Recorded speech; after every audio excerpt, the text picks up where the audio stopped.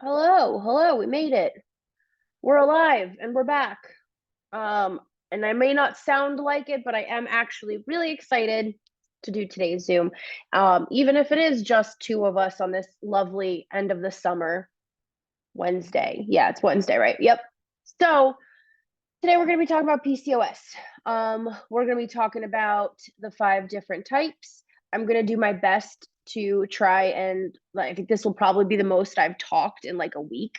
And my head is feeling a little bit inflated, like I inflated, but also like a lead ball at the same time. So we're going to try and get through all 5 types. If I have to jump early, I'll pick up right where that left off on next week's Zoom. But my hope is that once we get to BSing, it'll all be great. So even though we have a few people in here today, I want you to participate as much as you can. So Alexis and Mo, thanks for joining us. For the sake of the recording, I might, reread your questions and stuff, but I definitely want you to be asking them no holds bar. Okay. So let's talk about the first one. Insulin resistance. And this is the big one. I'm starting with insulin resistance because it's the most popular kind, and it is the hardest one to, I don't want to say break, but regulate. So we're going to go through, and for those of you who are just joining us and hopping on now, I'm going to go through all 5 types of PCOS today. I'm going to try my hardest to get through all 5, but this is the most I've been talking in like the last week. So my hope is that I'll get the big ones out of the way and pick up where I leave off if I can't finish on next week's Zoom. All right, so let's get into it. Insulin resistant. So insulin resistant PCOS, tell me in the chat if you have insulin resistance, say me or put your hand up, whatever it is that you do in Zoom etiquette. But tell me if you're watching today and you have insulin resistance, I want you to share it with us in the chat in some way. It's interesting being a type 1 diabetic and insulin resistant, because I am insulin resistant myself. I have the added bonus of having to inject myself with the very hormone that my body seems to be resistant to keep myself alive. So a lot of people assume that type 1 diabetics, because you can give yourself insulin for anything, that you wouldn't have those PCOS, those insulin resistant PCOS type of issues, but we do. So I'm in good company. Tell me in the chat, those of you watching with insulin resistance. And just a reminder, I talk with you weekly, so I know who does and who doesn't. Okay, Wendy, we got IR and I aren't friends. Insulin resistance won't leave me alone. Stuck to me like a clingy boyfriend. Ain't that the truth? Becca? Yep. So this is the most common one. And if you'll notice, when you started working with me, I might have asked you, have you been diagnosed insulin resistant, or does your doctor just assume that you are? And there's a big difference, because we're kind of, especially with PCOS, we're told that carbs are the enemy and you have to maintain your blood sugars and you have to watch your insulin spikes and all that. And we don't know a lot of times what the hell that even means. Right now, I've been training in all things insulin since I was 7 years old. I've had no other option to. But I think that everybody just kind of gets put into the bracket. Insulin resistance, while common, is not everybody with PCOS. And what happens is, those of you who like these little science breakdowns, what happens is we require the hormone insulin to convert the carbs that we're eating into energy for our cells to use. And I don't just mean like physical energy. I mean literally the life force for these cells to operate and do all of the things that our cells need to do stems from the reaction we have to carbohydrates, okay, and from insulin. So what happens is your body will start to think, the cells start to become resistant to that insulin, therefore requiring more insulin than necessary to do the same conversion. Follow me so far? So what happens is when your body needs more insulin, you release more insulin. And that doesn't mean that you actually need that insulin. So once your food is converted over, all that excess that's remaining turns into male hormones, turns into androgenic hormones, I should say. So once it's turned into those excess androgenic hormones, it throws you all out of whack hormonally, which I'll get to when we talk about androgenic and estrogenic, right? But besides that, as our body converts sorry, COVID fog, but as our body converts these carbs into energy for our cells, that's what regulates our blood sugar. So if you've ever heard you need to manage your blood sugars and you're like, I basically know what that is, but not quite. What that means is you want to make sure that no matter what you're doing, you're not doing something that's either going to cause a huge drop in blood sugars or a huge spike in blood sugars. And that's what insulin regulates. So if you have too much insulin, it does too good of a job, let's say, of managing your blood sugars, and it drops you low. If you eat too much, let's say if you're on like bordering diabetes, right, type 2, you might eat something that doesn't respond well with your insulin, and then your blood sugars shoot up because you don't have enough insulin, right? So that's always what you're kind of watching out for. Now, those of us who aren't diabetic up in here, you have a lot more leeway because you're not going to have as intense drops and spikes. But if you're insulin resistant, what does that mean? It means you release too much insulin. So a lot of times doctors will be thinking that you're eating a lot of carbs, you're eating a lot of sugar, and that's what's causing all of this. But really what's happening is you're releasing too much insulin, which is making your blood sugars drop too low and sending an emergency response to your brain saying, give me more sugar because my blood sugars are low. It's a biological survival instinct to then eat sugar or eat carbs to be able to raise those blood sugars up to a healthy, normal level so that you can feel good again and your body can be functioning. So you're not, AKA cravings, right? So who in hearing this cycle feels like this happens to them throughout the day? And I'll get into what that feels like specifically, but just hearing the up and the down and how our bodies respond, do you feel more validated even knowing how difficult insulin resistance is? Because it's one of the subtypes of PCOS, but this is a whole protocol in and of itself of something we have to treat. Insulin resistance is no joke. Share with me your thoughts in the comments before I dump more information on you. I don't even know that I have PCOS, but I've been looking into insulin resistance. And that's a good point, Mo. So Mo said, I don't know that I even have PCOS, but I've been looking into insulin resistance. And the thing about that is it's a lot of times becomes chicken or the egg. People don't know. They're like, because the symptoms of insulin resistance are PCOS like, it's like people don't know, is it the insulin resistance that's causing all this? Is it the PCOS that's causing the insulin resistance? So there's a lot of, it's like a big puzzle, which is why we look at these 5 different types with all of their different symptoms and everything to try and figure out what our body could be telling us. So that's a really good point. They told me to tell the nutritionist I'm diabetic and to go keto. Who is they exactly? And did they do blood work? I hear the craziest shit from how people handle insulin resistance and hormones in the wild, I should say, every day. And I shouldn't be surprised after doing this for as long as I have, but I still am.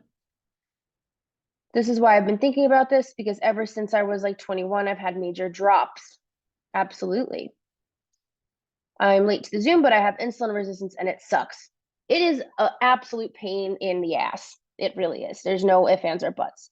Not diagnosed with it, but the absolute nausea and headache I get when I don't eat. That could be something else too. That could be adrenal as well. And we'll get into all the intricacies of them. But if you're noticing that when you don't eat, it's accompanied by, I almost took my computer out on that one. If you notice that it's accompanied with shakiness, moodiness, complete lack of focus to an overwhelming degree, clamminess, you might sweat a lot more, all of those things. Yeah, blood sugar drops are terrible. It feels like a panic attack that's gone physical really quick, So I've trained myself to mostly not be hungry since college, but I'd get with huge intense cravings randomly sometimes. Yeah, and that would probably be a drop in your blood sugars for sure. And this is where, I don't think we do a good enough job talking about how important protein is. You've heard me say protein is just, we don't live in a convenient place for protein. People can't just like go cook a steak in the middle of their workday, so I think we're all walking around here protein deficient. And I say that because protein actually sustains blood sugars. People think that they need carbs for satiety, and we do to a degree, but really that satisfying, like blood sugar sustaining effect comes from protein. Carbs are just the more convenient, readily available option. And honestly, eating is the most important thing. So I'll never tell someone don't eat if you only have carbs available. But when you have insulin resistance, it adds that other layer of like things that we need that don't really aren't conducive to our everyday life, you know? So, um, Becca, definitely let's get some blood sugars for you. I'll message you after this. If I don't message you because my brain is kaput for today, send me a message. And then tomorrow I'll send you a list of blood sugars I want to grab. Because I love how they casually just sprinkle that in, like, oh, you're diabetic, go do keto. Wow. Okay. So, the thing about insulin resistance is it's very hard to break because I'm going to say the thing, then I'm going to backtrack it. You do have to go low carb for insulin resistance.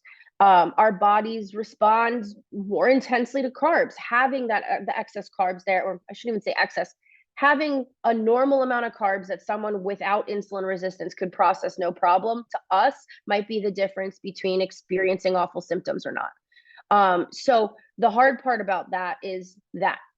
And from working with me, from seeing my posts, if you're new and everything like that, I swear I am not a diet conscious coach. But when we're trying to reprogram how your body responds to carbs with insulin, it's more important to focus on protein to be able to sustain your blood sugars.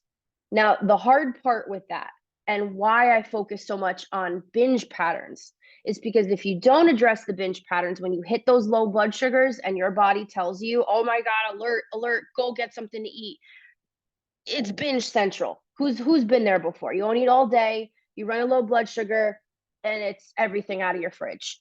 And then the next day, you feel like you didn't even sleep at night. You wake up, you're sluggish, you're screaming at your family. You don't want to eat anything, but you're hungry at the same time. And it's because it's all set in motion from the day prior, right? So when we're working with insulin resistance, it's not about being strictly low carb as much as it is being mindful to try to increase your protein intake. So that's really what you're leaning on, because you don't want to go the opposite route where you just don't really eat either. Like I said, carbs are convenient and delicious, and we're programmed to go for them for lots of reasons. So you want to be able to have that continuous stream of protein throughout the day. That will really help. Another thing I see when it comes to helping battle insulin resistance is, sorry, out of breath. Hang on. Decaf frap, by the way. Can't taste it, but at least the texture is good. But sorry, trying to remember what I was just saying. Can someone give me a thought jogger? Where did I just leave off? Tell me in the chat. Oh, front loading. So, and some of you might be annoyed by this step because it is honestly like one of those steps that sounds really simple, but in application, it can be difficult and annoying, right? Who's struggled with the front loading of the carb step? Because nobody thinks that they're gonna until they are. But we're kind of programmed to be eating the majority of our carbs like towards the nighttime when we're not doing as much. When we're home relaxing, when we're unwinding, we're going to be watching TV and going to bed in a few hours. It's just with work scheduling and everything like that.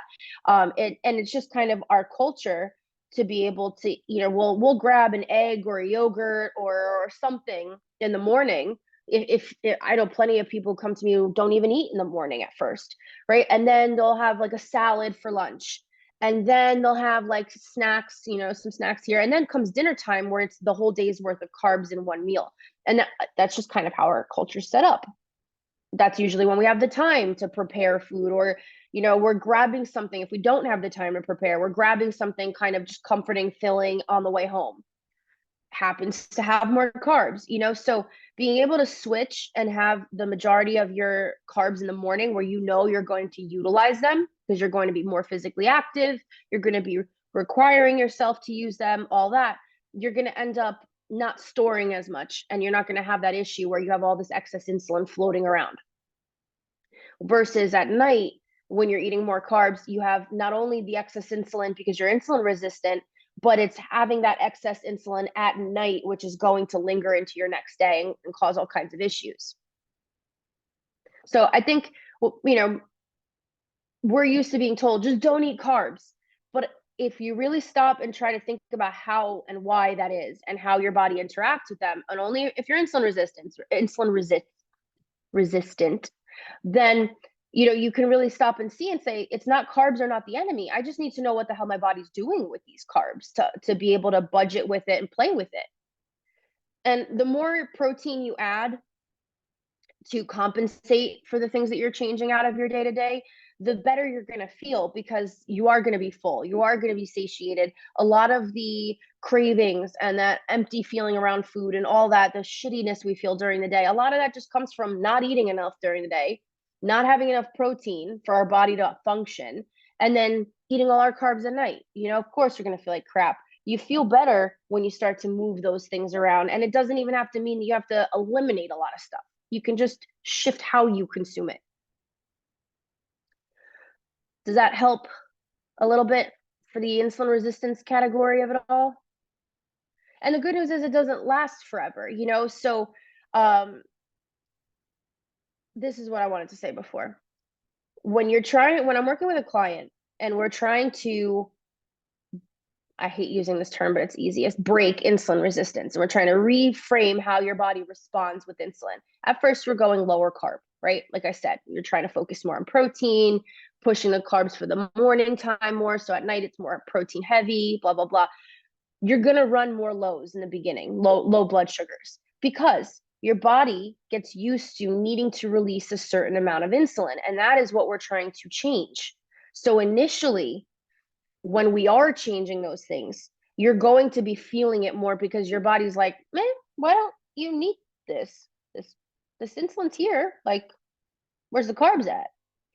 So that during that adjustment, what's really important is that you have sugar-free or lower carb or whatever replacements on hand, because you don't want to restrict yourself from eating in those moments. Do not just tough it out. You're going to put a lot of stress on yourself. It's going to be a way harder to actually get through because it takes time for you to break through that insulin resistance. You want to trick your brain, right? Get a zero sugar soda. Get there's Smart Sweets. I have a whole list of nutrition favorites in the classroom, all different types of candies. Text me and tell me your favorite stuff. We'll figure it out. But you want to trick your brain into thinking that you are eating something sweet, even if you're not. It's like sugar-free, right? Because if you're not a diabetic who's taking extra insulin, like artificial insulin like me, eventually your body will level out. Your liver contains glucose storage in it, so that when it detects that your blood sugars are too low, it will eventually release glucose to bring your blood sugars back up. But because our alarm bell's going off and we get those crazy cravings for sugar or for carbs because our blood sugars are low, a lot of times we jump the gun. We treat our low blood sugar with carbs or sugar, whatever, and then our liver kicks in with the glucose, and then round and round the insulin's, carousel. So if you can try to divert away from having sugar or carbs in that moment, but do not restrict yourself, just kind of trick your brain into having something that tastes sweet but maybe isn't, right? It gives your body a chance to have your liver kick in with its own glucose. Every time you get through a low without treating with excess sugar or carbs, your body becomes more in tune to how much insulin you need. So little by little, it stops releasing so much, which starts causing less and less low blood sugars. Does this make sense? I feel like Charlie Day in front of the board today, like how, the meme where he's like trying to explain everything's all cracked out. That's how I feel. So please tell me in the chat if this is making sense, if you need me to go back over something. Because I've also been talking about this stuff since I was 7. So a lot of times I forget what isn't common knowledge. And if you need me to clarify something, I don't mind it at all. Tell me in the chat, is this making sense?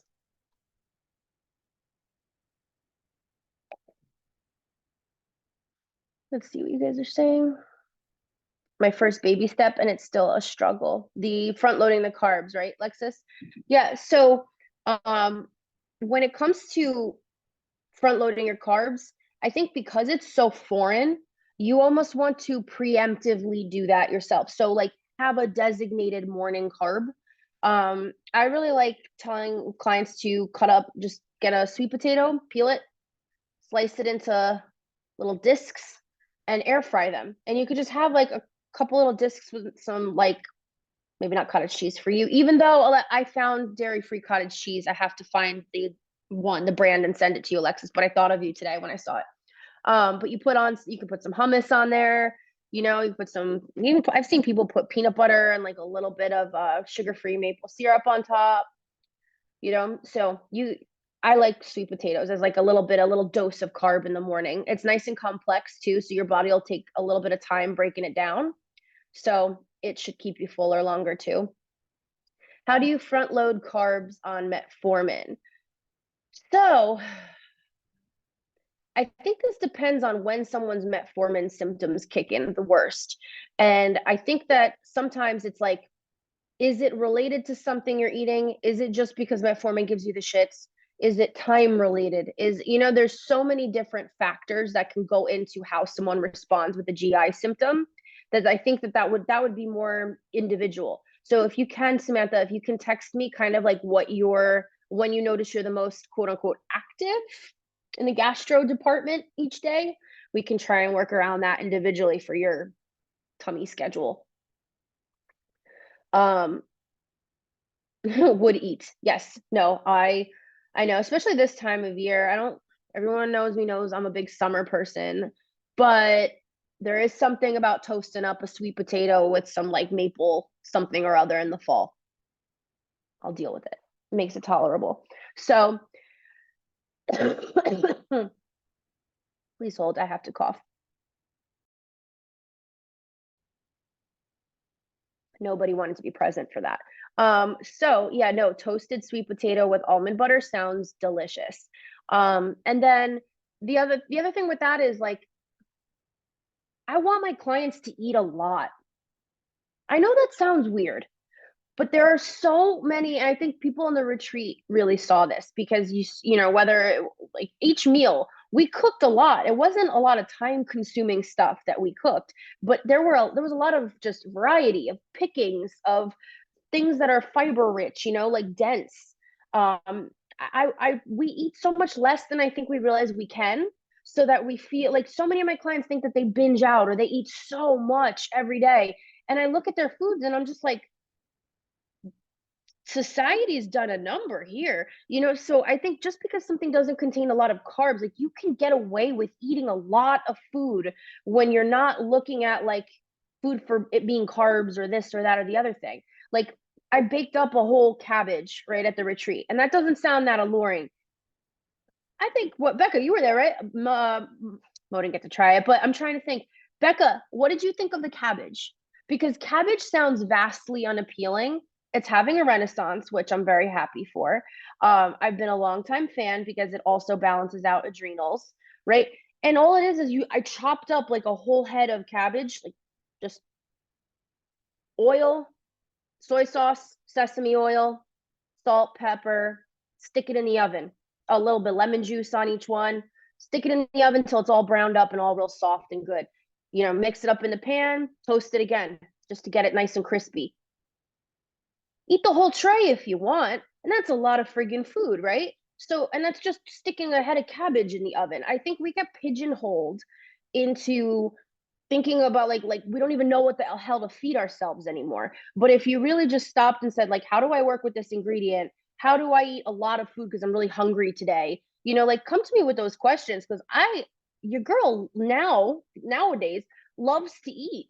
You know, it's like a whole world of food out there that's really exciting, and it's outside of dieting. Like, so with insulin resistance, is the last I'll say, it can seem like you have to be strict, but you really don't have to be. You just have to kind of rework what you're looking at food wise and kind of how you like to eat, you know? So Okay, for the sake of time, I wish that was more direct, but text me if you have any questions about that or want any recipe ideas, brainstorming, whatever. Okay. Um, next one up. Trying to think. Let's do adrenal. Let's do adrenal. Okay. Adrenal PCOS. This is the one I see with my clients who will not eat all day long. And not because they're telling themselves, like, oh, you shouldn't eat. Like, maybe, or maybe that's what led here. But ultimately, your appetite just doesn't, like, food's an afterthought until you're home and it's all you want, right? At night. And maybe not even. Like, I've had clients who will literally just sustain on 500 calories a day because they just don't get hungrier. So those clients are also usually finding that they're just so tired throughout the day, but they're wired. They're more of the, you might even be proud to say I'm like a type A, right? But that type A is running on, like, at the drop of a hat, you could be screaming at someone, or you could be internally freaking out because you're so anxious. It doesn't feel like type A, like energy. It's type A panic, just anxiety. You just feel like you're vibrating with, energy that you can't really clearly use all day long. Those clients might find that their ADHD is a lot more difficult to manage.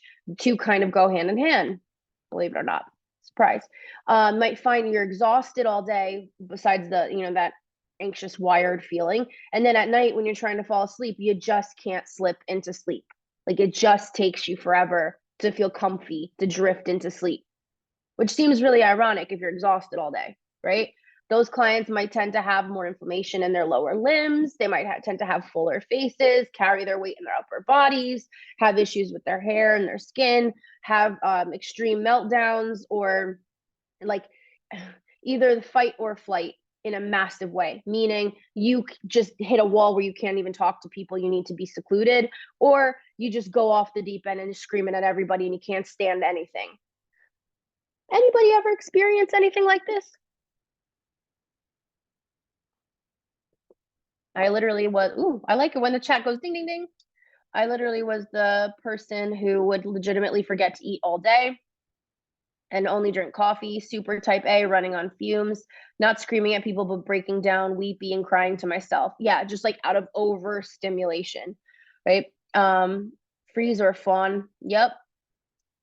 Ding, ding, ding. I was hangry for about 10 years, but never ate. That is a vibe. Even the lower leg swelling pain, didn't know that was a symptom. Yeah. And here's another fun fact. This is particularly common amongst those who have faced trauma in their past. You don't need glaring blood work either. This one gets missed all the time because you might not have very obvious hormonal presence that shows an adrenal issue. You might have normal totals, like your daily totals are fine, but the way your body is releasing your hormones is out of whack compared to how it should be. So it's going to screw up all the other processes in between, right? This can be caused by trauma, like I mentioned, long-standing, having to be in emergency mode, having to be aware. Trauma doesn't have to be abuse necessarily. It could be from moving a lot as a kid, being left alone a lot as a kid, having undiagnosed ADHD as a kid, or OCD or ASD, any of them. It also can be is very common as a result of those who did a lot of competitions, like fitness competitions, those in eating disorder recovery. Really, all of this takes a massive hit on your adrenals, which manages your entire stress system. So I think this is hitting on cylinders here. Hey, right? Let's see. Leg swelling is related. Yes, we tend to have more edema, especially in our lower extremities. Spicy memories, trauma. I like calling spicy memories. And good point, Samantha. Yes, you can have both. Like, so all of these 5 different types.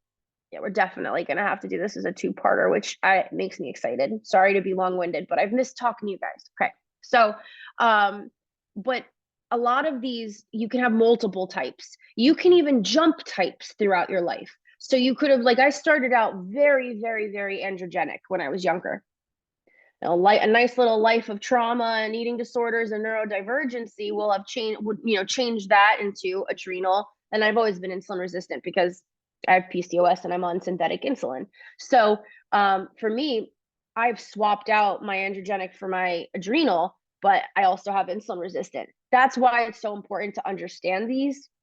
And as I'm writing out my book, I want you guys to be more aware of this puzzle that we all are, because it's not just cysts, it's not just messed up periods. It's a disease of disordered hormones, not a disordered ovary or ovaries, you know? So much more than that. Super stressed out, eating disorder, ballet dancer, always hard on myself. Yeah, I see a lot of dancers, a lot of college athletes, clients will be adrenal when they come to me. And these are not the types of people, like, they'll sit there and they'll meal prep out a whole week's worth of stuff. They'll weigh their food, they'll have everything down to a T, and they can't figure out why they're having symptoms. They're not seeing results, all quote unquote results. And it's because it's the very annoying thing about CCA. Newbies will come to learn, and veterans have learned by now, we go slow for a reason, because these little things are not going to be, this isn't going to, meal prepping your boiled eggs for the week is not going to be the thing that fixes an adrenal mess. That takes time, you know? So adrenal is my favorite type of PCOS to work with, because it's basically teaching people how to take care of themselves, like literally take care. Like, they'll be phenomenal at taking care of their kids, their jobs, their homes, their whatever, or maybe they don't even think that they are, but I think you guys are doing a phenomenal job at it. But you don't know how to take care of yourself. You don't know how to give yourself tender, loving care, and just enjoy food and eat when you're hungry and stop when you're full and go to bed at a certain time and have a routine. And those things sound like a pipe dream to a lot of my adrenal clients. And it's my favorite thing in the world to just help people realize, like, that stuff matters. That's going to give you results in your weight, in your hair, in your skin, in your labs, just simply taking care of yourself. And I think it's interesting when people realize how hard it is for a lot of different reasons to take care of ourselves. So that's why this stuff is slow, you know? But oh, I love that. Hi, year 3 and just started changing a teensy bit. From your perspective, I've been loving the transformation, but I'm biased. And let me tell you, these changes are worth the slow pace it's going. It's like a whole new setup, right?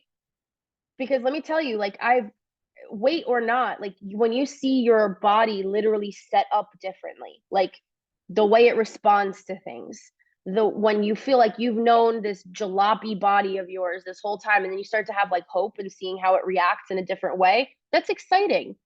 And that takes time, you almost like summer again. That's right to my heart, because that's my season. Everybody deserves to love summer. All right. Let's see, we're at 35 minutes. We can probably do another one that's really good here. Let's do post pill / fertility PCOS. So fertility in itself, that I am trying to figure out how to make a Zoom that does it justice. So that's going to be its own topic. However, PCOS, in regards to the pill, whether it's coming off of the pill, utilizing the pill for certain hormone replacement therapy, things like that. I have clients who have had partial hysterectomies who go on the pill for hormone replacement therapy, things like that. But all of it tangos with all of this PCOS stuff. And a lot of times that leads to symptoms where you don't know what the hell your period's doing. If you don't even have a period, right? Then you don't know what your hormones are doing, but you can feel the fluctuations. And now you don't have that benchmark, that bleed, let's say, to kind of tie it around to each month, right? So you're just kind of floating around, just seeing day to day, what are my symptoms today? Am I going to have my period today? And for those of you, I mean, we all have PCOS in here those of us who have PCOS in here can relate to that in general. But when it's post pill or fertility PCOS, it's like you can tell the difference because your body feels foreign.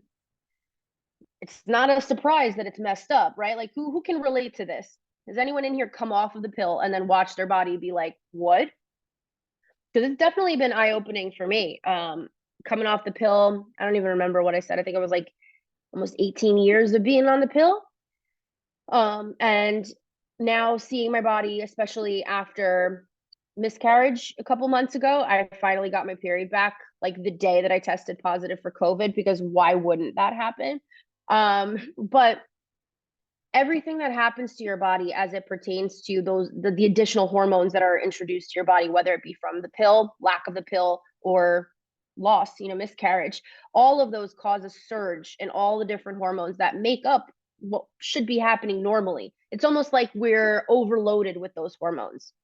And as our body begins to regulate itself, come up with these peaks, these valleys, these clues that tell your body it's time to have your period, it's time to ovulate, it's time to do all these things, your body has to relearn those cues. I see a lot of that of post-pill PCOS relating to inflammatory PCOS, which we'll pick up on the next call. Inflammatory PCOS is annoying because it's another one of those like got to take care of yourself kind of treatment plans, like with adrenal.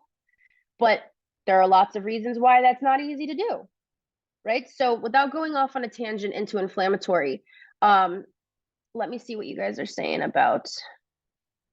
Share with me if you can in the comments what it was like for you coming off. And this is IUD as well. If you've come off had an IUD removed, if you've had one implanted and then noticed things were all out of whack after that happened.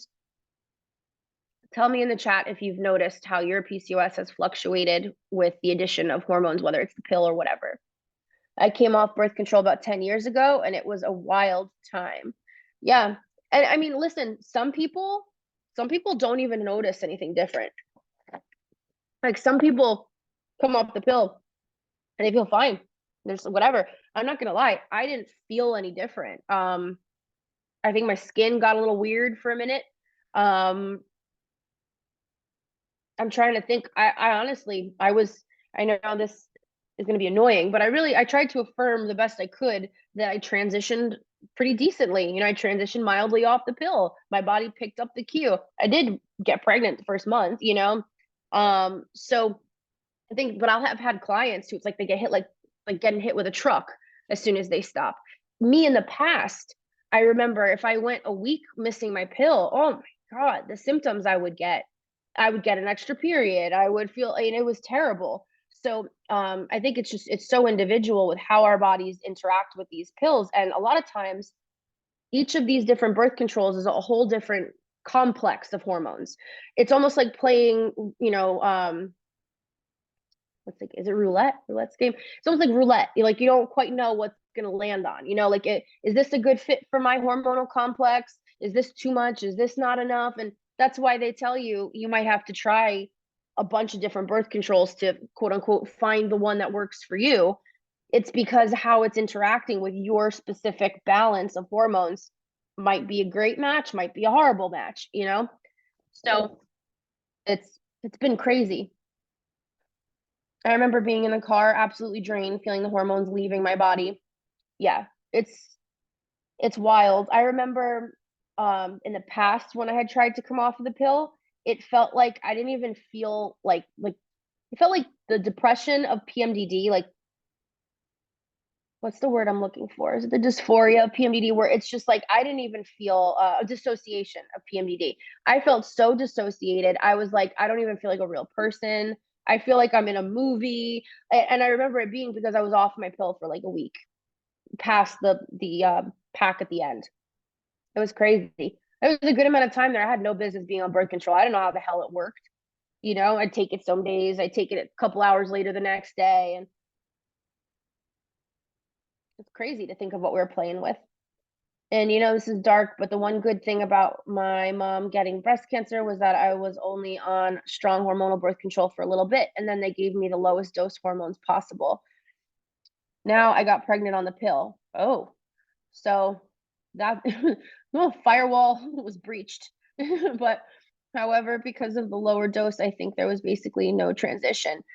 It's crazy too. Like I've had clients who, what? I'm going to tell you my IUD story because I don't know why that feels relevant right now. But I wanted to come off the pill a while ago, and my doctors were like kind of for it, but kind of against it, which was weird. They wanted me to go on an IUD because at the time we thought that I had a clotting factor and I have some, questionable cancers in the family and stuff like that. So they were pushing real hard for the IUD and I did not want one. Since I told this story, I want to say 1 out of 3 people I tell this story to tell me that they experienced something similar, which is really, really freaking weird. But the doctor goes, don't worry, we're going to put you in for an IUD. We'll call your insurance. We'll see if it gets approved. And I'm like, no, thanks. No need for that. I'm just going to stick it out with my pill, I guess, until I'm ready to come off of it. And they're like, okay, cool. We'll let you know if they get approved. And I'm like, okay. So I leave. They call me up and they're like, great news. Your IUD has been approved. And I'm like, well, that's interesting, but I don't want it. So thank you, but no, thank you. They're like, okay, cool. We're going to make you an appointment. Can you come in next week? Blah, blah, blah. It was like the weirdest thing. It was like they didn't even hear me that I did not want it. And I'm like, so I'm not coming in. So that's cool. But thank you for letting me know. Hung up everything. A couple weeks later, I get like 3 calls from the office back to back. And the lady's like, are you coming? Like, are you going to be here or not? Like, you're going to get charged for a no-show. And I lost my mind because they had put me down for this IUD insertion. Like they were so gung-ho for it. I never went, never got it. I never paid that fee because screw that. But like, do you have an IUD in your ears? Can you not hear me? Exactly. I literally said, I was like, do you get a kickback for every IUD you put up in someone? Because like, this is aggressive. I hope you get commission for this. It was crazy. Excuse me.